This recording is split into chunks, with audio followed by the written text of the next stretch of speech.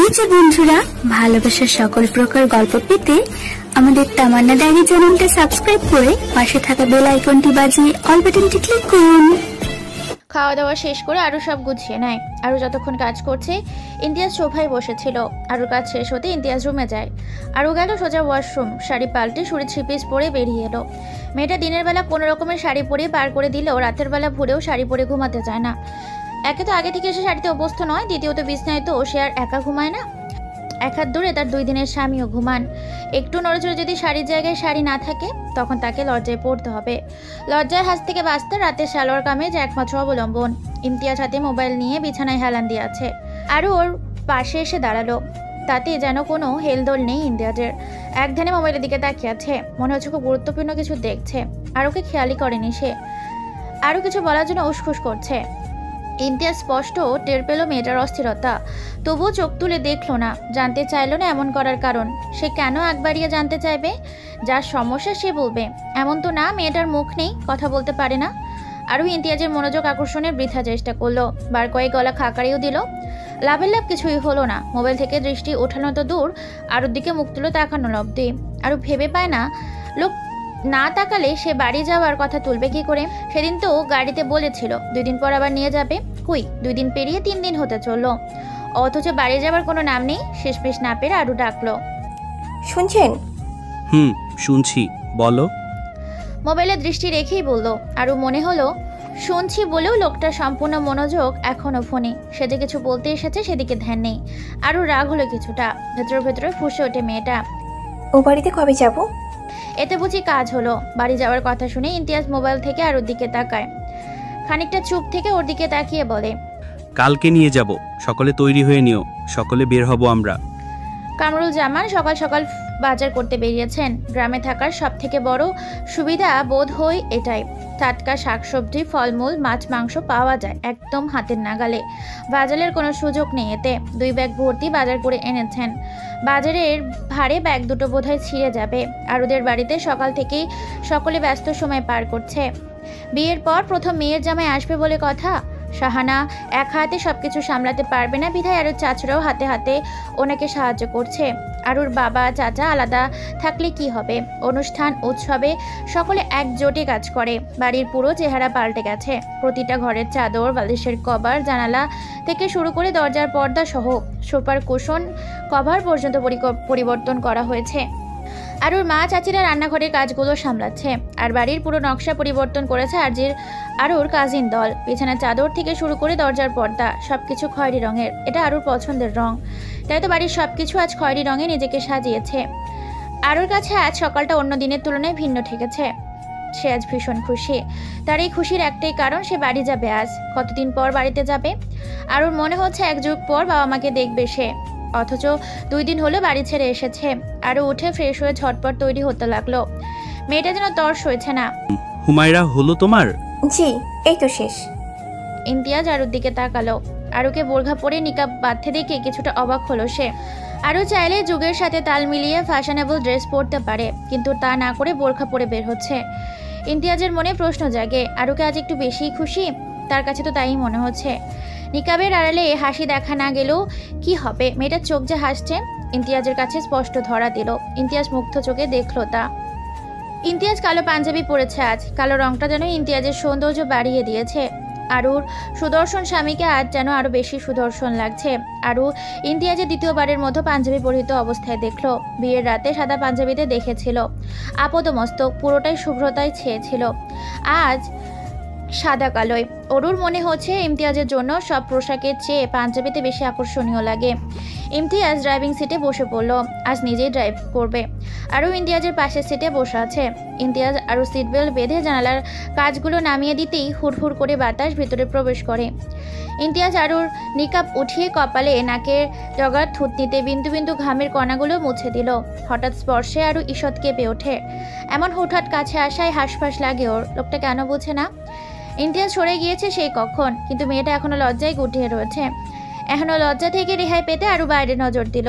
প্রকৃতিতে শরতের আগমন ঘটেছে, অথচ সূর্যের ঝলসানো তাপে বোঝার উপায় নেই। অন্যদিকে তুলনায় সূর্য যেন বেশি উত্তাপ দিচ্ছে আজ। তবে মাঝে মাঝে ঠান্ডা বাতাস এসে শরীর ছুঁয়ে দিচ্ছে।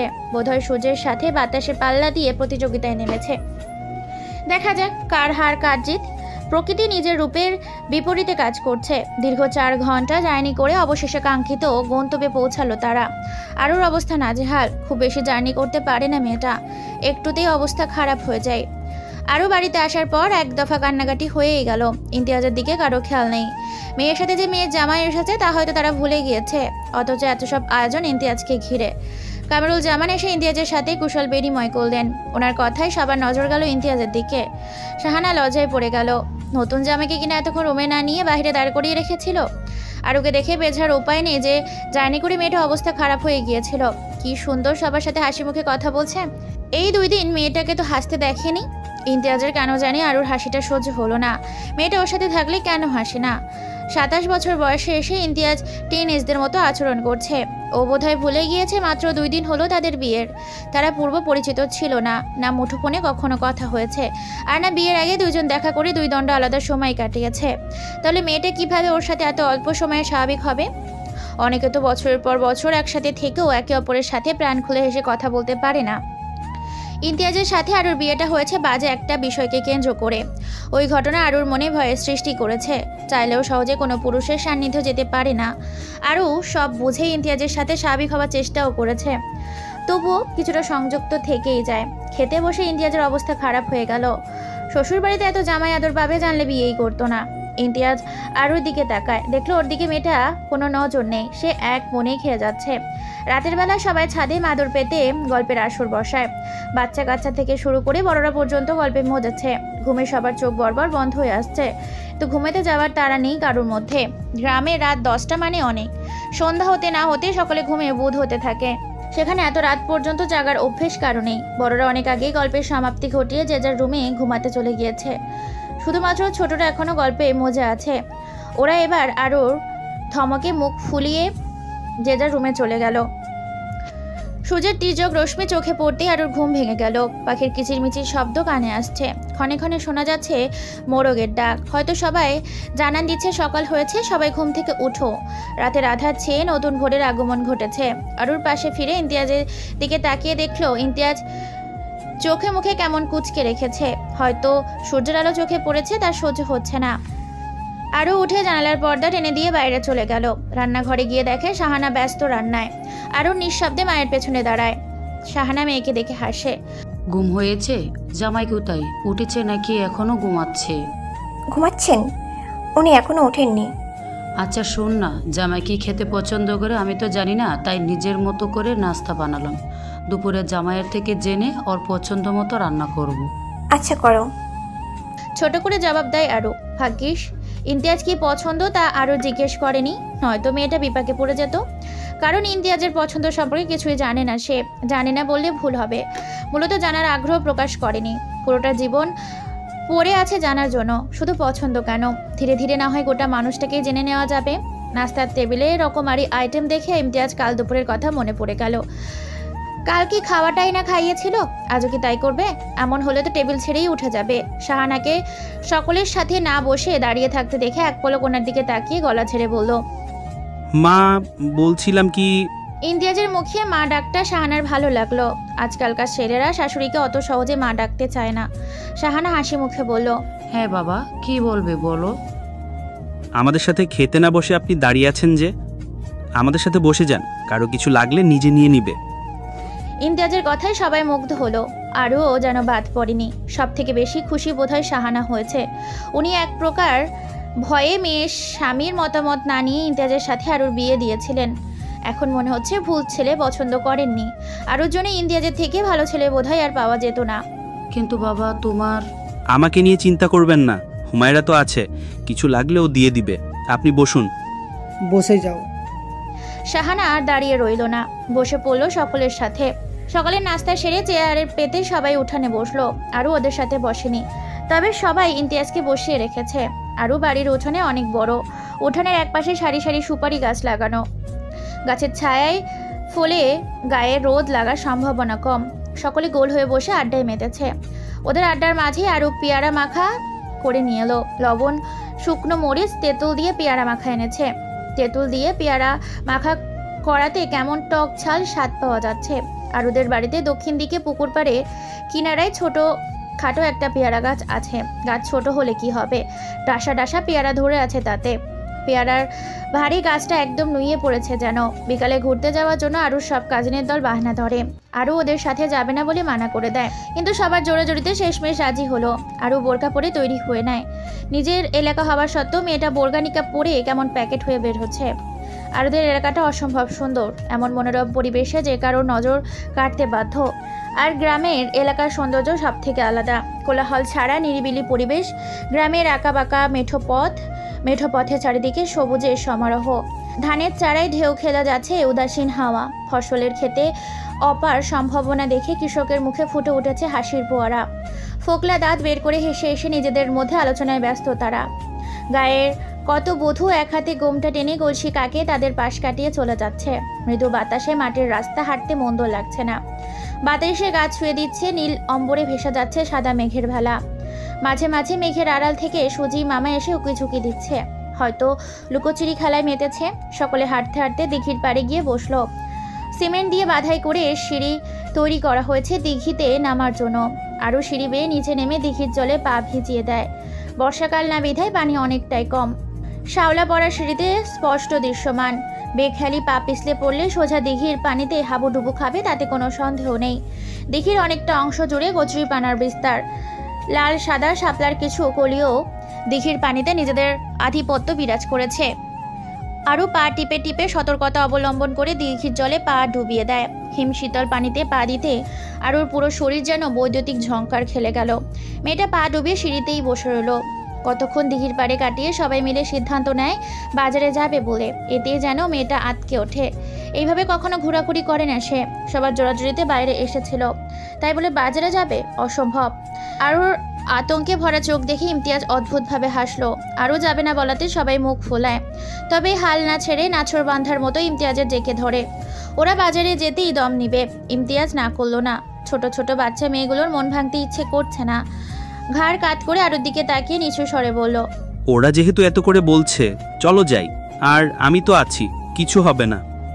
ব্যাস, ইমতিয়াজের এমন কথাই আরও কি বলবে ভেবে পেল না। আর আমি তো আছি, কিছু হবে না। এমন কথা শুনে কি করে না করবে। ওরও না করতে পারলো না। কিছু একটা ভেবে রাজি হয়ে যায়। সবাই মিলে বাজারে ঘুরে ফুচকা খেতে চাইলো। ইমতিয়াজের ব্যাপারগুলো বেশ উপভোগ করছে। রাহি ছাড়া ওর কাছে তেমন আবদার করার কেউ নেই। আরুদের বাড়ি থেকে বাজারে যেতে ঘন্টাখানেক লাগে। বাজার ছাড়া ফুচকা পাওয়া যায় না, আর সচরাচর কারোর বাজারে আসা হয় না।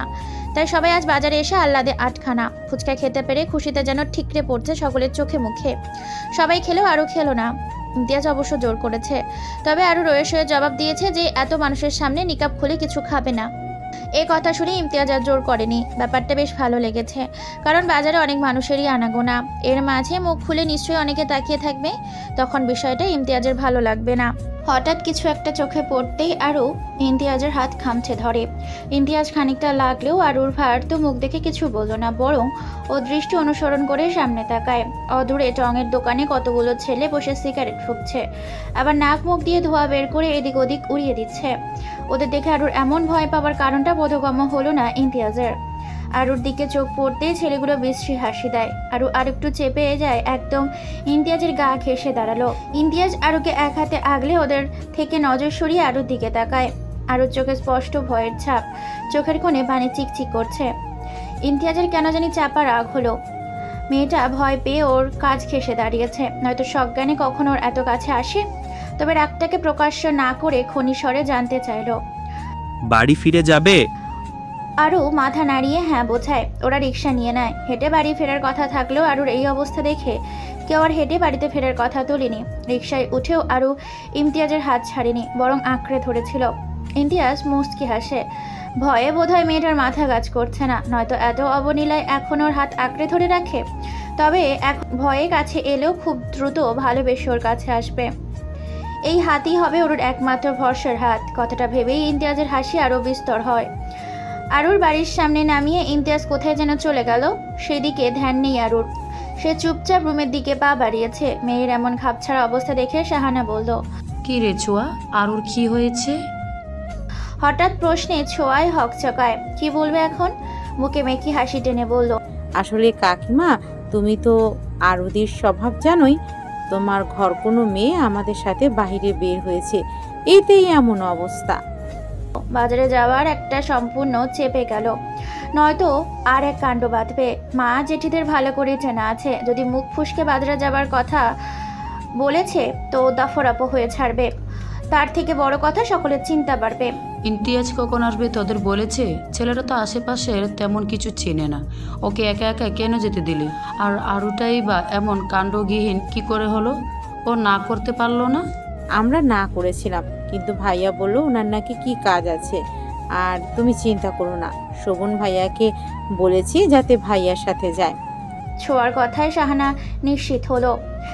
আসলে ওদের সাথে ইমতিয়াজের না দেখে উনি চিন্তায় পড়ে গিয়েছিলেন। ছেলেটা এই এলাকায় আগে আসেনি, যদি রাস্তা গুলিয়ে ফেলে। শোভন, শান্তা, ছোঁয়া আর তৌশিফ চারজন আরুর কাজিন। শোভন আর শান্তা আরুর বড় চাচাতো ছেলে মেয়ে। ছোঁয়া সেজ চাচার মেয়ে আর তৌশিফ ছোট চাচার ছেলে। শোভন সবার বড়, তারপর আরু। ছোঁয়া আর শান্তার বয়সে খুব বেশি তফাৎ নেই, দুজন সমবয়সী বলা চলে। আর বাড়ির সব থেকে ছোট সদস্য তৌশিফ। ছোঁয়া আর শান্তা এবার এসএসসি দিবে। ওদের দেখতে ভদ্র মনে হলো দুইটা পুরো মিচকে শয়তান। বাড়ির সবাইকে জ্বালিয়ে মারে একেবারে। যেখানে বাড়ি মাতিয়ে রাখার কথা তৌশিফের, সেখানে ওরা দুজন হট্টগোল করে বেড়ায়। ছেলেটা একদম তাদের বিপরীত। ফর্সা গোলগাল মুখশ্রীতে নাদুস নদুস একটা বাচ্চা, চোখে চশমা পরাতে পুরো চেহারায় বিজ্ঞ বিজ্ঞ ভাব। ক্লাস 3-তে পড়ে, অথচ ওর ভাব দেখলে যে কেউই অবাক হবে। সারাদিন বইয়ে মুখ গুজে পড়ে থাকে। ছোঁয়া আর শান্তার চঞ্চল স্বভাবের জন্য তৌশিফ ওদের একদম দেখতে পারে না। তবে আরুর ভক্ত। তার ভাষ্যমতে মেয়েরা হবে নরম, তুলতুলে, মিষ্টি স্বভাবের, যেমন তোর আরুদি। আরু আর তৌশিফের মাঝে জমে, দুজন একই স্বভাবের। যে তৌশিফ তো সারাদিন আরুর কাছেই পড়ে থাকতো। আরুর বিয়ে হওয়াতে ছেলেটার সে যে কি কান্না করেছে, এ বাড়িতে আসাও কমিয়ে দিয়েছে, আগের মতো আসে না। আগে তো পারলে সারাদিন আরুর কাছেই থেকে যেত, আর এখন দেখাই পাওয়া যায় না। আজ পুরো 2 দিন পর এ বাড়িতে এলো, তাও তার আরুদি এসেছে এজন্য। সকলেই গল্পে মেজেছে, একমাত্র তৌশিফ নীরব স্রোতের মতো বসে আছে। এই যে তার আরুদির কাছে যেতে পারছে না। মহাশয়ের তাতেও যে দুঃখ।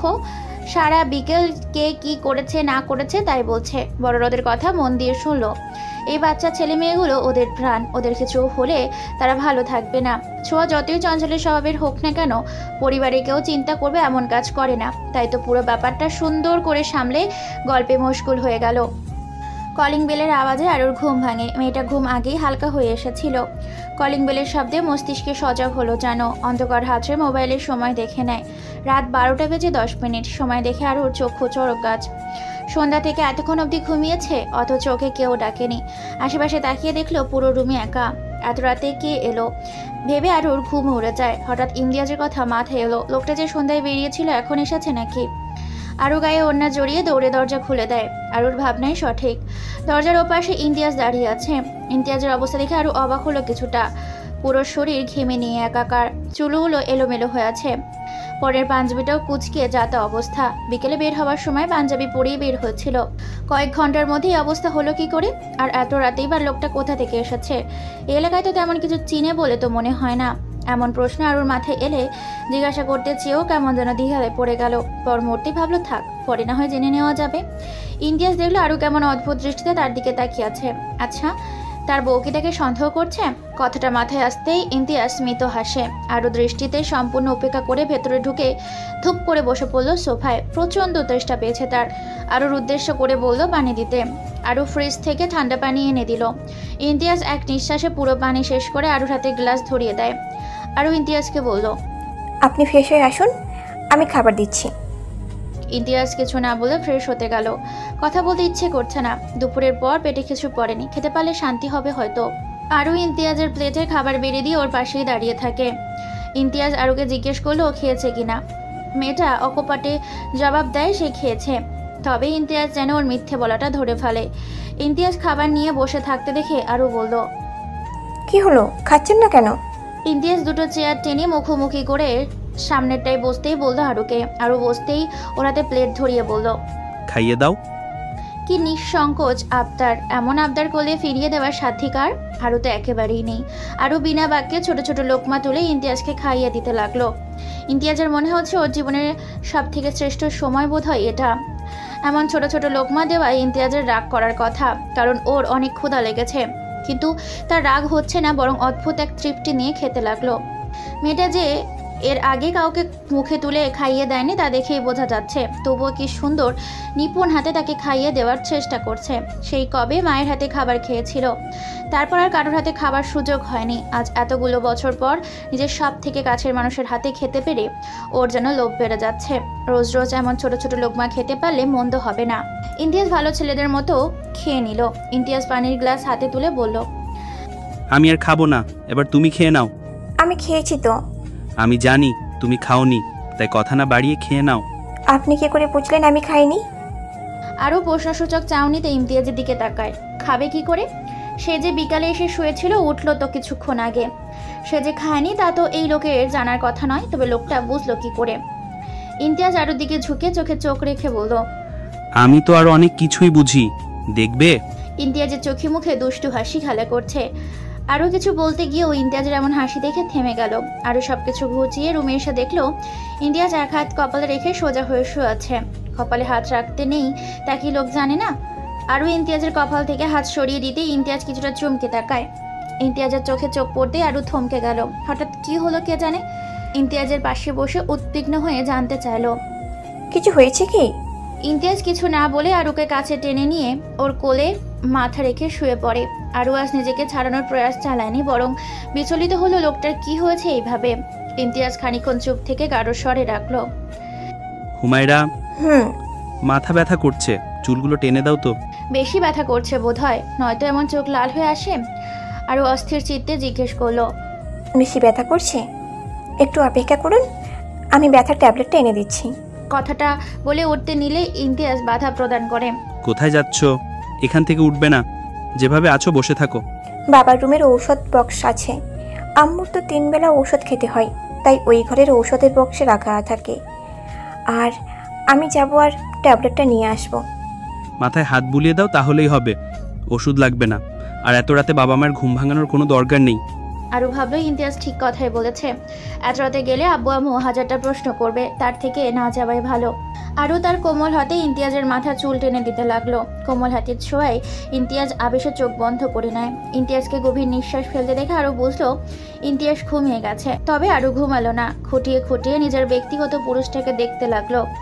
দিন কয়েক আগে 3 কবুল বলে এই লোকটার অর্ধাঙ্গিনী হয়েছে সে, তখনও কত অপরিচিত ছিল, আর এখন দিনে কয়েক ব্যবধানে মানুষটা কত আপন মনে হচ্ছে, কেমন যেন মায়ায় পড়ে যাচ্ছে।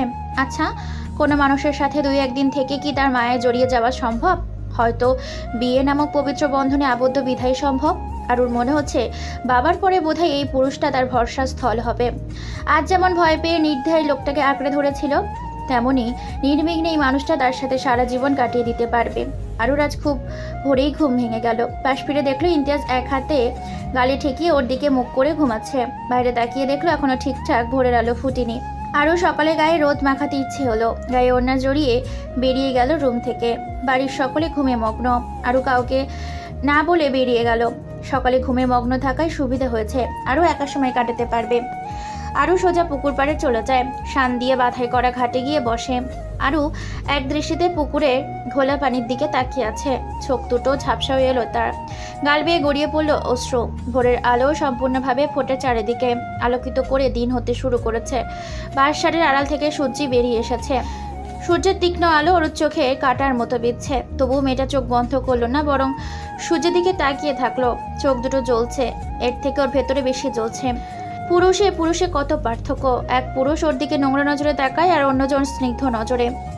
আরও নিজেকে গুটিয়ে রেখেছিল যাতে কারো নজরে না আসে, কিন্তু ঠিক নজরে পড়ে গেল।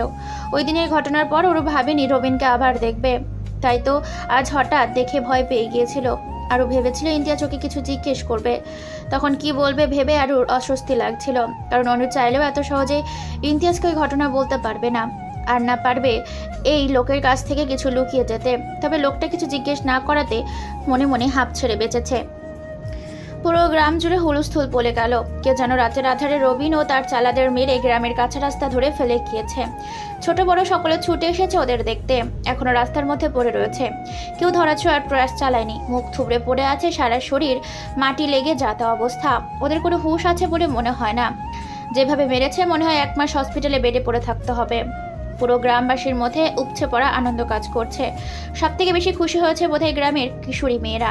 ওদের জ্বালায় তো মেয়েরা ঠিকমতো রাস্তায় চলাফেরা করতে পারতো না। এখন কিছুদিনের জন্য হলেও নিশ্চিন্তে এখানে সেখানে মুক্ত পাখির মতো ঘুরে বেড়ানো যাবে। চেয়ারম্যানের ভয়ে গ্রামের লোকেরা ততষ্ট হয়ে থাকে। সেখানে রবিনকে কেউ কিছু বলার সাহস করে উঠতে পারে না। সেখানে মারা তো কল্পনাতীত। কেউ ভেবে পাচ্ছে না এই কাজের পেছনে থাকা মূল হেতাকে। তবে যে মেরেছে তার সাহস আছে বলতে হবে, নয়তো এতদিন যা কেউ করতে পারিনি কেউ এক রাতেই করে ফেলেছে। রবিনের বাবা নিজের ছেলের অবস্থা দেখে পাগল প্রায়। যে ছেলেকে সে ফুলের টোকাও দেয় না তাকে কিনা কেউ এমনভাবে বাজেভাবে মেরেছে। রবিনের সব কুকীর্তি জেনেও তিনি রবিনকে স্বাধীনতা দিয়েছেন, কোনো কাজে বাধা দেননি, বাধা দেবার প্রয়োজনও মনে করেননি। কারণ এই এলাকায় তাদের আধিপত্য বেশি, কেউ তার ছেলেকে কিছু বলার সাহস পাবে না তা তিনি ভালো করেই জানতেন। তবে হঠাৎ করে গিয়ে তার ছেলেকে মারার মতো সাহস দেখালো। পুরো সন্দেহ গিয়ে ঠাকলো গ্রামবাসীর ওপর। নিশ্চয়ই সকলে একজোট হয়ে ছেলেকে মেরেছে।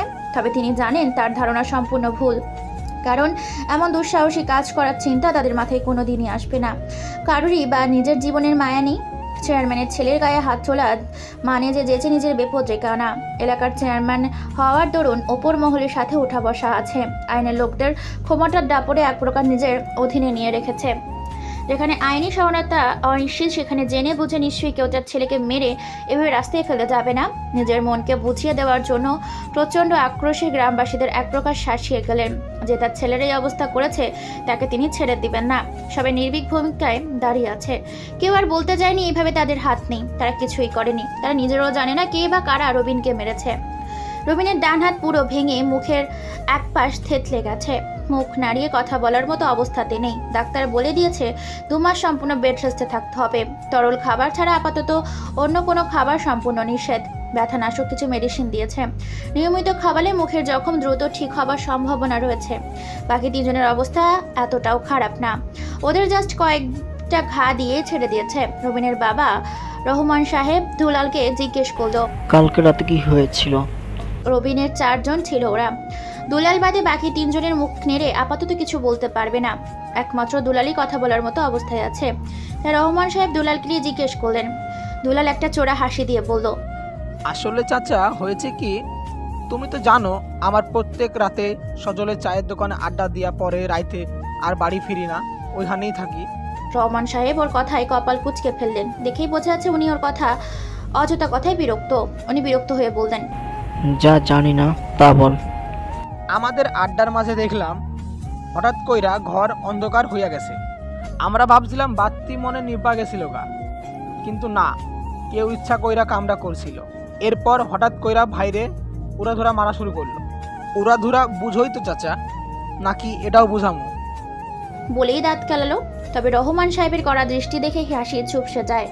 চুপসানো মুখ নিয়ে বলল, আমরা বাধা দিতে যাওয়ায় শালাই আমাকেও পিটাইছে। একটা ছেলের সাথে তোরা 4টা পারলি না, তোদের রেখে কি লাভ? আরে না চাচা, পারুম না কেন কও? তুমি তো ভাইদের স্বভাব জানোই। কালকে একটু বেশি নেশা করছিলাম আর কি। আর হারামি পোলাও হেই সুযোগ কামে লাগাইয়া আমাগো মাইরা গেল। ছেলেটাকে চিনিস? মুখ দেখবার পারি নাই, পোলাই মুখ বাইন্ধা রাখছিল। হালাই বহুত শেয়ানা, নয় তো কি আর রাইতের বেলা মারবার আইবে? দুলালের কথায় রহমান সাহেবের কপালে ভাঁজ পড়ে। সেটা কে ভেবে ওনার কপালে দৃঢ় ভাঁজ। এলাকার কেউ না, তাও তিনি বেশ বুঝতে পারছেন। অন্য জায়গার কেউ এসে তার ছেলেকে মেরে ওইভাবে রাস্তায় ফেলে গিয়েছিল।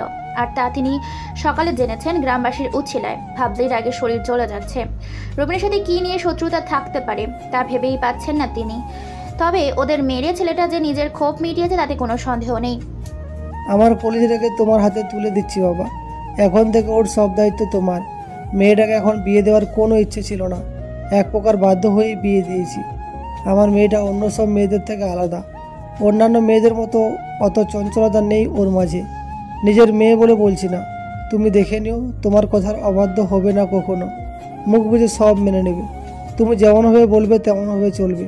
তুমি শুধু আমার মেয়েটাকে দেখে রাখো। বিয়ের দিন ইমতিয়াজকে আলাদা করে কামরুল জামান এমন আরও অনেক কথাই বলেছিলেন, সাথে বিয়ে দেওয়ার কারণও। রবিনের কথাই ইমতিয়াজের মাথায় ছিল না একেবারে। ছোঁয়ার কথায় বিয়ের দিনে করা কামরুল জামানের কথাগুলো মনে পড়ে গেল। মূলত কাল বাড়ি ফেরার পথে ইমতিয়াজ ছোঁয়াকে জিজ্ঞেস করেছিল ছেলেটাকে। ছোঁয়া যা জানে তাই বলেছিল ইমতিয়াজকে। কাল সন্ধ্যে ইমতিয়াজ আরুদের নামিয়ে আবার বাজারে গিয়েছিল, সাথে শোভনও ছিল। রবিনরা তখন আড্ডায় মেতে। ইমতিয়াজ নিজের আড়াল করে ওদের বিপরীত পাশের একটা দোকানে বসেছিল। আড্ডায় মশগুল বিধায় ওরা ইমতিয়াজকে খেয়ালই করেনি। আর খেয়াল করলেও বা কি, ওরা কিভাবে বুঝবে ইমতিয়াজ ওদের মারার উদ্দেশ্যে নিয়ে এসেছে? ওরা কেউই ইমতিয়াজকে চিনে না, আর ইমতিয়াজের সাথে ওদের কোনো শত্রুতা আছে। ওরা কিছুক্ষণ আড্ডা দিয়ে দোকানের পেছনে চলে যায়। ওখানে ছোটোখাটো একটা টিনের ঘর আছে। মূলত এটাই রবীন্দ্রের একমাত্র আস্তানা। সন্ধ্যা নামতেই গ্রামের ছেলেমেয়েরা এখানে খেলার আসর বসায়। কেউ কেউ ক্যারাম খেলে, কেউ বা তাস। ভেতরে গিয়ে সকলে তাস খেলার ব্যস্ত হয়ে গেল। নিত্যদিনের কাজ এটা ওদের। খেলার সাথে নেশাপানি তো আছেই। বাড়ি ফেরার তারা কারোর মধ্যে নেই। প্রায় সময় ওরা এখানেই থেকে যায়। মাঝে মধ্যে যদি প্রয়োজন মনে করে তবেই বাড়ি যায়, নয়তো মদ গিলে সেখানেই মাথা লয়ে পড়ে থাকে। ইমতিয়াজ চোখ দুটো বাদে পুরো মুখ রুমাল দিয়ে বেঁধে নিয়ে যাতে চেহারা বোঝা না যায়। সোহন একটা ইটের টুকরা দিয়ে টিমে জ্বলতে আলোটা বাল্বটা ভেঙে দিতেই পুরো জায়গাটা অন্ধকারে নিমজ্জিত হয়ে যায়। ওরা এত বেশি নেশায় বোধ হয়েছিল যে লাইট ভাঙার শব্দে ওরা কান অব্দি পৌঁছায়নি। অতিরিক্ত নেশা চড়ে গেলে কারোর যে হুঁশ থাকে না, বাল্ব ভাঙার শব্দ কানে যাবে কেমন করে? ইমতিয়াজ ভেতরে গিয়ে সর্বপ্রথম রবিনের হাত মুচড়ে ধরল। এতটাই জোরে ধরেছে যে রবিন ব্যথায় কুকিয়ে ওঠে। আর একটু চাপ দিতেই মরমর করে আওয়াজ হলো। কোনো কিছু ভাঙলে যেমন আওয়াজ হয় ঠিক তেমনই। রবিনের এবার গলা ফাটিয়ে চিৎকার করে উঠল। ও চিৎকার যেন বাকিদের হুঁশ ফিরে। রবিনকে বাঁচাতে এগিয়ে আসায় ইমতিয়াজ ওদেরকেও কয়েক ঘা দিল। হঠাৎ আক্রমণ করায় কেউ আর বাধা দিতে পারেনি। নেশা করাতেই ইমতিয়াজের বেশ সুবিধা হয়েছিল, বেশি কষ্ট করতে হয়নি। নয়তো 4টা ছেলের সাথে এত সহজে পেরে উঠতে পারে রাতের আধারে কেউ জানতেও পারল না। শোভন আর ইমতিয়াজ ওদের মেরে গ্রামের কাছে রাস্তায় ফেলে গিয়েছে, যাতে লোক সমাজের চোখে পড়ে সহজে। চেয়ারম্যানের ছেলে রবিন আছে না, ওকে কে যেন মেরেছে। আহারে, বেচারার জন্য কি মায়াটাই না লাগছে। এতদিনে মনে হচ্ছে কেউ ওকে উচিত শিক্ষা দিয়েছে। যে মেরেছে একদম কাজের কাজ করেছে। তাকে যদি একবার পেতাম, টুপাটুপ কয়েকটা চুমু খেয়ে নিতাম। খেতে খেতে ইমতিয়াজ কাল সন্ধ্যার কথা ভাবছিল। ছোঁয়ার কথা শুনে ছেলেটা বিষম খায়। গলায় খাবার আটকে কাশি উঠে গেল। শাহানা দ্রুত ইমতিয়াজকে পানির গ্লাস এগিয়ে দেয়। সাবধানে খাও বাবা, গেল তো গলায় খাবার আটকে। খেতে খেতে কামরুজ্জামান বলতেন। ইমতিয়াজ পুরো পানি শেষ করে দম নিল। শ্বশুর শাশুড়ির চিন্তা দেখে মুচকি হাসে সে। তবে যার চিন্তা করার দরকার সে এক মনে খেয়ে যাচ্ছে। তাকে একটুও বিচলিত হতে দেখা গেল না। তার দিকে তাকালো না পর্যন্ত। ইমতিয়াজ সামনে তাকিয়ে দেখলো ছোঁয়া ওর দিকে সন্দেহের চোখে তাকিয়ে আছে। আর চোখে একবার সবার দিকে তাকিয়ে দেখলো যে যার মতো করে খেয়ে যাচ্ছে। ইমতিয়াজ দ্রুত খাওয়ায় মনোযোগ দেয়। এর জন্যই বলে খাবার সময় কথা বলতে নেই। মেয়েটা যে কেন এসব কথা বলতে গেল, আর একটু হলে ফেসে যেত। জোর বাঁচা বেঁচেছে। ছোঁয়ার মা নিজের মেয়েকে ধমকে উঠলেন। এত বড় মেয়ে বড়দের সামনে কিভাবে লাগাম ছাড়া কথা বলছে, তাও আবার নতুন জামাইয়ের সামনে। মেয়েটা দেখি লাজ লজ্জার মাথা খেয়ে বসে আছে। মায়ের ধমকে ছোঁয়া দামবার পাত্রী নয়। পুরো উচ্ছ্বাসের সাথে একে একে সব ঘটনা খুলে বলে। সবাই খুব মনোযোগ দিয়ে শোয়ার কথা শুনে। তবে কেউ কোনো প্রতিক্রিয়া দেখালো না, আর না কোনো অভিব্যক্তির প্রকাশ করলো। কারণ সবাই আগে থেকে এই ঘটনা জানতো। যেখানে পুরো গ্রাম জুড়ে একটা ঘটনা রটে রয়েছে, সেখানে এত বড় একটা ঘটনা তাদের অগোচরে থাকবে তা কি করে হয়? তা বাবা, কার রাতে কখন এসেছিলে? আমরা তো সবাই চিন্তায় পড়ে গিয়েছিলাম। এলাকার অবস্থা কিন্তু ভালো না। শুনলে তো চেয়ারম্যানের ছেলের কি হয়েছে। এখন থেকে বেশি রাত পর্যন্ত বাইরে থাকাটা নিরাপদ নয়। কে কোন দিক দিয়ে হামলা করবে বলা তো যায় না। কামরুজ্জামান কথার পিঠে ইমতিয়াজকে কি বলবে ভেবে পেল না। ইমতিয়াজ কিছু বলতে যাবে তার আগে আরও বলে উঠল, তোমরা ঘুমানোর পরপরই উনি এসেছিলেন, সাথে শোভন ভাইয়াও। কি সুন্দর গুছিয়ে মিথ্যে বলে গেল মেয়েটা। কারণ শোভন তো ইমতিয়াজের সাথে আরুদের বাড়িতে আসেনি, ও নিজের বাড়ি চলে গিয়েছিল। কিন্তু শোভনকে তো সকালে ওর রুম থেকে বের হতে দেখলাম। বড় মা, ভাইয়া ভোরে তোমাদের বাড়িতে চলে গিয়েছিল, তাই না ভাইয়া? কথাটা বলে আরু শোভনের দিকে তাকালো। শোভন খানিকটা অবাক হলেও আরুর ইশারাতে মাথা নাড়িয়ে সায় জানালো, ও তাই বল। ছোট্ট করে আরু জবাব দেয়। ইমতিয়াজ চুপচাপ আরুর কাণ্ড দেখে গেল। মেয়েটা মিথ্যে কেন বলতো তা বুঝলো না ইমতিয়াজ। আরু কি তাহলে সব বুঝে গিয়েছে? হুমায়রা শোনো, কাল যেতে হবে আমাকে। কলেজ থেকে কল দিয়েছিল, কাল সকালের মধ্যে উপস্থিত থাকতে হবে। খুব বেশি ইমার্জেন্সি না হলে আমি না করে দিতাম, যেতে হতো না। কিন্তু কাজটা জরুরি, তাই যাওয়া আবশ্যক। রবিনকে কেন মেরেছেন? এই কারণে কাল এত রাত করে বাড়ি ফিরেছিল, তাই না? আরুর প্রশ্নে ইমতিয়াজকে অপ্রস্তুত হতে দেখা গেল না। সে বোধহয় আগে থেকেই জানতো আরু এই কথা বলবে। অত্যন্ত খাবার টেবিলে যাওয়া হয়েছে, তারপর আর এটা আশা করা যাবে না যে আরু কিছু বোঝেনি। ইমতিয়াজের জবাব না পেয়ে আরু আবারও জিজ্ঞেস করলো, কি হলো, কিছু বলছেন না কেন? কি বলবো? ইমতিয়াজ এবার হেয়ালিতে আরুর খানিকটা রাগ হলো, নিজেকে সামলে শান্তভাবে জিজ্ঞেস করলো, কেন মেরেছেন? আমার বউয়ের দিকে নজর দিয়েছে, আমি মারবো না তো কি আদর করব? ইমতিয়াজের কথা শুনে আরু থতমত খায়। এই লোক সবার সামনে নিজেকে যতটা ভালো দেখায় ততটা ভালো না। ইমতিয়াজ বিড়বিড় করে আরও কিছু যেন বলল। আরুর কান অবধি তা গেল না, কারণ আরও অন্য ভাবনায় মতো। প্রবীণ যদি জেলে যায়, ওদের ইমতিয়াজ মেরেছে, তখন কি হবে? ওরা নিশ্চিত ইমতিয়াজকে ছেড়ে দিবে না। কি করবে ওরাও কি ইমতিয়াজকে পাল্টাঘাত করবে? এসব ভেবে আরুর মাথা খারাপ হয়ে যাচ্ছে। ও চায় না ওর জন্য ইমতিয়াজের কিছু হোক। ইমতিয়াজ তো আরুর জন্য এসব ঝামেলা নিজেদের জড়িয়েছে। ইমতিয়াজ হয়তো আরুর ভাবনাটা বুঝলো, আরুর দিকে তাকালো। মেয়েটার চোখে মুখে কেমন ভীতি ভাব। ইমতিয়াজ আরুর সামনে হাঁটু গেড়ে বসে ওর হাত দুটো নিজের হাতের মুঠোয় নিল। আমি যে মেরেছি সেটা কেউ বুঝতে পারবে না, আমি সেই সুযোগ রাখিনি। আর যদি কেউ বুঝেও যায় তাহলে আমার কিছু করতে পারবে না। তাই শুধু শুধু এসব ভেবে চিন্তা করো না। আরে তো ভয় পাওয়ার কিছু নেই। ভয় পেয়ে সকলের সামনে নিজের দুর্বলতা কেন প্রকাশ করো? সবসময় তোমাকে বাঁচাতে তোমার বাবা কিংবা আমি থাকবো না। নিজের সুরক্ষা নিজেকেই করতে হবে। চিন্তা করো না বললেই কি চিন্তা হয় না? এই যে আরো চিন্তা হচ্ছে, বারবার মনে হচ্ছে ওরা জেনে যাবে, তারপর ইমতিয়াজকে আঘাত করবে। তখন আরো কি করবে? সহ্য করতে পারবে তো? পারবে না, একটুও পারবে না। আখি পল্লবে অশ্রু ভিড় করে মেয়েটার। ভয়ে ভিতরটা ছটফটিয়ে ওঠে। আরো ভয় পাচ্ছে। এই ভয় কার জন্য? ইমতিয়াজের জন্য নাকি রবিনকে নিয়ে? ওর মনে অযথা ভয়ের সৃষ্টি হয়েছে। আমাদের আশেপাশে এমন অনেক মানুষ আছে যারা অল্পতে ভয় পেয়ে যায়, আর ও তাদের কথাতেই পড়ে। পরিবেশের সাথে খাপ খাইয়ে না চলাই বোধহয় এমনটাই হয়েছে। মেয়েটা একটুতেই ভয়ে আড়ষ্ট হয়ে যায়। ইমতিয়াজ যাওয়ার 2 দিন হলো।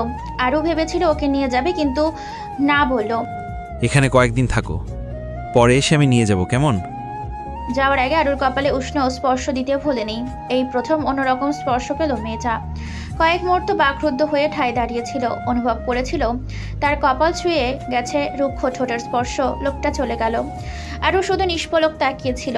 অজানা সংকোচের জন্য চাইলেও মুখ ফুটে বলতে পারিনি, আপনার সাথে আমাকেও নিয়ে চলুন, আমি এখানে থাকতে চাই না। শাহানা কামরুজ্জামান ইমতিয়াজকে যেতে দিতে নারাজ। প্রথমবার শ্বশুরবাড়িতে জামাই এসে কিনা 2 দিন না থেকেই চলে যাবে? এটা হয় কখনো? তারা ইমতিয়াজকে যেতে দিবে না। তবে ইমতিয়াজের কাজের কথা শুনে বাধা দেবার প্রয়াস চালায় না। 2 দিন পেরিয়ে গেল। ইমতিয়াজ একবারের জন্য আরুকে কল দেয়নি, আর না আরও দিয়েছে। দিবে বা কি করে? ইমতিয়াজ নাম্বার ওর কাছে থাকলে তো। এখন মনে হচ্ছে তখন উচিত ছিল নাম্বার নিয়ে রাখা। মাথায় আসেনি একবারও। মানুষটা জানলে নিশ্চয়ই ওকে নিয়ে মজা উড়াতে ছাড়বে না, বোকা উপাধি দিবে। বোকাই তো, বোকা না হলে নাম্বার দিয়ে রাখতো। আর ওর চাইলেই ওর বাবার কাছে নাম্বার নিতে পারে, তো ওরকম নির্লজ্জের মতো কাজ করতে পারবে না। ইমতিয়াজের ওপর রাগ হলো আরুর। ওর কাছে না হয় নাম্বার নেই, কিন্তু ওই লোকের কাছে তো আছে। তবে কি উনি কেন কল দিলেন না? চিন্তায় মাথায় খারাপ হবার উপক্রম। আর ওর জানা মতে লোকটা নিজের দাদিমার ফুপুর কথাই বিয়ে করেছে। তাহলে কি আরু ওকে মেনে নিতে পারেনি? কিন্তু ইমতিয়াজের আচরণে তো মনে হয় না বিয়েতে বা তাকে মেনে নিতে কোনো আপত্তি আছে। তাহলে এমন করার কারণ? ওর খোঁজ খবর নেওয়ার প্রয়োজন মনে করছে না কেন? নাকি তার খোঁজ নেওয়ার কোনো প্রয়োজন নেই? আর ওর মন বিষিয়ে ওঠে, তিক্ততায় ছেয়ে যায় মস্তিষ্ক। বোকা মেয়েটা জানি না ইমতিয়াজ শ্বশুরের কাছে ফোন দিয়ে রোজ নিজের বউয়ের খোঁজ নিচ্ছে। মেয়েটা কি করছে না করছে সব। আরও নিজের ভাবনাতে নিজেই বিরক্ত। আবার উল্টাপাল্টা নিয়ে ভাবনা কি করে করতে পারে? ও তো বিয়েই করতে চায়নি। আর এখন কিনা ওই লোকের শোকে রাতের পর রাত ঘুম হারাম হয়ে যাচ্ছে। আরও আর ভাবতে পারছে না। চোখ বন্ধ করে বিছানায় গা এলিয়ে দেয়। মাঝে আরও একটা দিন কেটে গেল। আরুর এবার রাগে দুঃখে কান্না আসছে। ও নিজের পরিবর্তন দেখে হতবাক। কি করবে ভেবে পাচ্ছে না। এমনটাও বুঝি হয়? এত অল্প সময়ে এইভাবে বুঝি অনুভূতি এসে জেগে ধরে। সপ্তাহখানেক হয়নি লোকটার সাথে ওর বিয়ে হয়েছে। 3 কবুলের মাধ্যমে অচেনা এক পুরুষের সাথে বিয়ে নামক বন্ধনে আবদ্ধ হয়েছিল। আর এখন কি ওই লোকের ওপর খবর নিচ্ছে না দেখে মরিয়া হয়ে উঠেছে? কই, আগে তো কোনো পুরুষের জন্য এমন অনুভূতি হয়নি। তাহলে এখন অনুভূতি এমন পাল্টে যাচ্ছে কেন? লোকটা তার স্বামী বলে? আরও ওদের বাড়ির উঠানে বেড়ে ওঠা শিউলি গাছের নিচে বসে আছে। ওই জায়গাটা আরও অনেক পছন্দের। কোনো কিছু নিয়ে মন খারাপ ভরে আরও ওখানেই বসে থাকবে। এতক্ষণে বিক্ষিপ্ত মনটা এবার যদি একটু শান্ত হয়। চারিদিকে শিউলি ফুলের মূল মাতানো সুবাস। সেই সুবাসে যেন আরও মাতোয়ারা হলো। মাটিতে চাদরের মতো বিছিয়ে আছে সাদা জাফরান রং মেশানো রাশি রাশি শিউলি ফুল। ঠান্ডা বাতাসে শরীর শিউরে ওঠে। বিকালের মিষ্টি রোদ বাঁকাভাবে মাটিতে আছড়ে পড়ছে। এতে যেন শিউলি ফুলের সৌন্দর্য আরও বেড়ে গেল।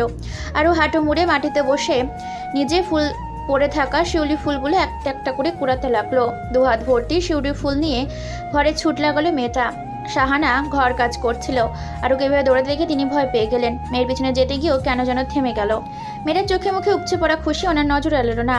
এত বছর কোনোদিনই মেয়েকে এইভাবে খুশি হতে দেখেননি তিনি। নিজের মনটা কেমন যেন হালকা হলো। যাক, মেয়ে তার সুখে আছে, তবে বিয়ে দিয়ে তিনি ভালোই করেছেন, নয়তো মেয়ের এমন হাস্যোজ্জ্বল আনন্দ দেখার সৌভাগ্য হতো না।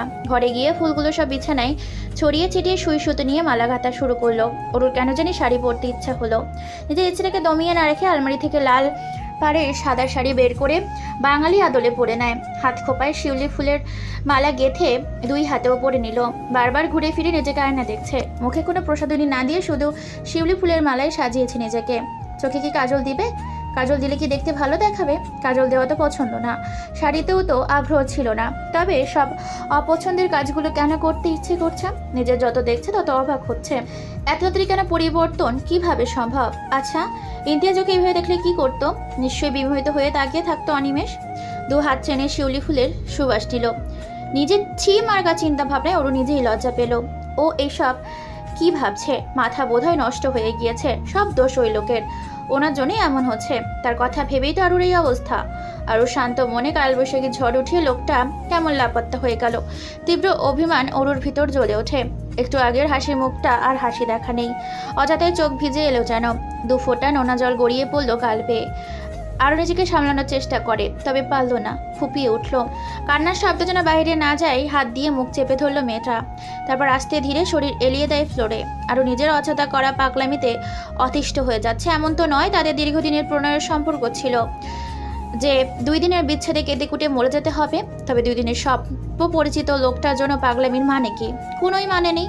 অথচ ওর অবচেতন মন বুঝতেই পারল না প্রণয়ের থেকেও অটুট বাঁধনে আটকা পড়েছে ওই মানুষটার সাথে।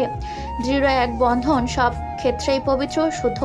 আরও ঠিক করে নিয়েছে আর ইমতিয়াজের কথা ভাববে না। ওই লোক নিতে এলেও যাবে না।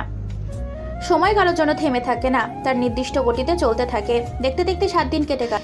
এই 7 দিনেও ইমতিয়াজের কোনো কল আসেনি। লোকটা সেই যে লাপাত্তা হয়েছে আর কোনো খবর নেই। সময় যত গড়াচ্ছে আরুর মন খারাপের পাল্লা তত বাড়ছে। আরও নিজের আগের মতো গুটিয়ে নিয়েছে।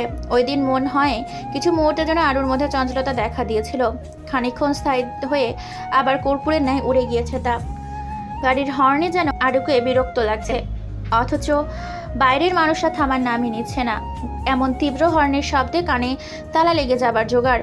আরও অলস ভঙ্গিতে বিছানা ছেড়ে বাইরে পা বাড়ালো। বিছানা ছেড়ে উঠতেই মন চাচ্ছে না, তবে বাইরের মানুষটার জ্বালায় অতিষ্ঠ হয়ে না পেরে উঠোনে এলো। সচরাচর আরুর বাড়িতে তেমন মানুষ আছে না, তবে এই ভর দুপুরে গিয়ে এলো। আর এমন বেয়াদবের মতনই বা হর্ন কেন বাজাচ্ছে? আরুর আগে শাহানা গিয়ে দরজা খুলে দেয়। আরও গেট অবধি যেয়ে আর যেতে পারল না। তার আগেই কেউ দৌড়ে এসে তাকে চাপটে ধরে। এমন কাজে শাহানা আর আরও দুজনেই চমকালো। বরাবরের মতো আরুকে কিছু বলতে না দিয়ে নিজেই বলতে লাগলো, ভাবি I missed you so much. জানো না তোমাকে কত মিস করেছি। ভাইয়া কি করে পারলো তোমাকে রেখে যেতে? জানো আমি রাগ করেছি, ভাইয়ের সাথে কথাও বলা বন্ধ করে দিয়েছি। ভালো করেছি না বলো? রাহিকে দেখে আরও অবাক হলো। এমন অসময়ে মেয়েটা এখানে কি করছে? আরও নিজের অবকতা রেশ কাটিয়ে মাথা নাড়িয়ে হ্যাঁ বোঝায় যে ও কথা বলা বন্ধ করে ভালো করেছে। শাহানা অতবম্ব হয়ে দাঁড়িয়ে আছে। এই মেয়ে তো তার মেয়েকে জাপটে ধরে মেরেই ফেলবে। কথাবার্তা যতটুকু বুঝলো এটা ইমতিয়াজের কোনো কাজিন হবে বোধ হয়। রাহি আরুকে ছেড়ে শাহানাকে সালাম দিল। ভদ্রমহিলার সাথে কুশল বিনিময় না করে ও ভাবিকে নিয়ে ব্যস্ত হয়ে পড়েছিল। আরু শাহানার সাথে রাহিকে পরিচয় করিয়ে দেয়। শাহানা কতক্ষণ রাহির সাথে কথা বলে রান্নাঘরে চলে গেল। এখন দুপুরে রান্না করা হয়নি। কামরুল জামান রাতের আগে বাড়ি ফিরে না, তাই মা মেয়ে দুজনের জন্য রাতলেও হয়ে যায়। তাড়াতাড়ি রান্না করার খুব একটা তাগিদ থাকে না। এক প্রকার দেরি করে রান্না বসানো হয়। ভাগ্যিস রান্না করেনি, নয়তো ঘরের জন্য রান্না করা খাবার মেয়েটাকে কি করে খেতে দিত? টেবিলের পর খাবার পরিবেশন করে 3 জন একসাথে বসে পড়ে। খাওয়া দাওয়া শেষ করে রাহি জানায় ও আজকে আরুকে নিয়ে যাবে। রাহির কথায় শাহানা আপত্তি জানিয়ে বলল, আরুকে এখন যেতে দেব না, আর না তোমাকে। এই প্রথম ভাইয়ের শ্বশুর বাড়ি এলে 2 দিন না থেকেই চলে যাবে নাকি? বাড়িতে না জানিয়ে ভাবিকে নিয়ে যাওয়ার জন্য এসেছি। 2 দিন থাকা সম্ভব নয়। আজ ভাবিকে নেওয়ার জন্য আসা, তা না নিয়ে তো যাব না। সে না হয় নিয়ে যাবে, তাই বলে আজকেই? তা কি করে হয়? আমি তোমার মায়ের সাথে কথা বলবো, ওনারা নিশ্চয়ই আপত্তি করবেন না। 2 দিন থেকে গেলে আমার ভালো লাগবে। আজ ভাবিকে নিয়ে যাই, তবে অন্য সময় নিয়ে আসবো। তখন 2 দিন কেন, আপনি যতদিন বলবেন ততদিন থেকে যাব। শাহানা জোর করলেও রাহি থাকতে নারাজ। সে আরুকে নিতে এসেছে আজ, আরুকে নিয়েই ফিরে যাবে। শাহানা এক পলক মেয়ের দিকে তাকালো। মেয়ের চোখে উজ্জ্বলতা নেই, আগের মতো নীরবতায় ছেয়ে নিয়েছে নিজেকে। কিছু একটা ভেবে আরুকে তৈরি হতে বললেন। আরুও মায়ের কথা মতো তৈরি হতে চলে গেল। ইমতিয়াজ নিতে নিয়ে আসে তীব্র অভিমান হলো। ও তো ভেবেছিল লোকটার যাই হোক নিজের কথা অনুযায়ী অন্তত তাকে নিতে আসবে, কিন্তু না, লোকটাকে মিথ্যে বলেছে, নিয়ে যেতে এলো না। আরও নিজের ভেতরের চাপা মনোভাব প্রকাশ না করে খুব স্বাভাবিক ছিল। এমনকি রাহিকে জিজ্ঞেস পর্যন্ত করেনি ইমতিয়াজ কোথায়, কেন আসেনি। ড্রাইভার ছাড়া কেন আসতে গেলে? যদি কিছু হয়ে যেত? আরে ভাবি, আমি ড্রাইভিং জানি, ভাইয়া শিখিয়েছে। গাড়ি চালাতে জানো বলে কি এতটা রাস্তা তুমি একা ড্রাইভ করে চলে আসবে? তোমার ভাই জানে তুমি যে এত দূরে একা এসেছো? না, জানি না। আর তুমিও বলতে যেও না কেমন, এরপর থেকে আর একা বের হব না। মনে থাকে জানো, নয়তো পরের বার নিজের দায়িত্বে তোমার ভাইকে সব জানাবো। যে হুকুম মেরি ভাবি। বলে রাহি হেসে দিল, তবে হাসল না আরু। শুধু উদাস নয়নে বাইরে তাকিয়ে যানবাহনের চলাচল দেখে গেল। আজ যেন স্নিগ্ধ প্রকৃতি তাকে টানছে না। রাহি এটা ওটা বলে যাচ্ছে, আর এর কান অব্দি তা পৌঁছালো কিনা সন্দেহ। আরুর বাড়িতে এসে দেখলো ইমতিয়াজ বাড়িতেও নেই। কলেজে আছে নিশ্চয়ই, ও আসবে জেনেও বাড়িতে থাকতে পারলো না। এত ব্যস্ততা, নাকি ওকে এড়িয়ে চলার জন্য এত বাহানা মাত্র? আরও গোসলে ঢুকলো, বের হয়ে শুয়ে পড়লো। ঘুমে চোখ দুটো জ্বলে যাচ্ছে। এখন না ঘুমালে নয়। ঘুমানোর জন্য কোনো সম্ভাবনা থাকলে নিঃসন্দেহে আরুকে দেওয়ার হতো। মেয়েটা ইমতিয়াজকে ঘুম কাতরে বলে, অথচ ও নিজেই ঘুমের দিকে ইমতিয়াজকে ছাড়িয়ে যাবে। ইমতিয়াজের বাড়ি ফিরতে ফিরতে সন্ধ্যা হয়েছে। আজ বন্ধুদের সাথে দেখা করতে গিয়েছিল, সব কটা জেগে ধরেছিল। আজ দেখা না করলে ওর সাথে যোগাযোগ বন্ধ করে দিবে। অনেকদিন ধরে দেখা করার কথা বলেছে ইমতিয়াজ, সময় করে উঠতে পারেনি।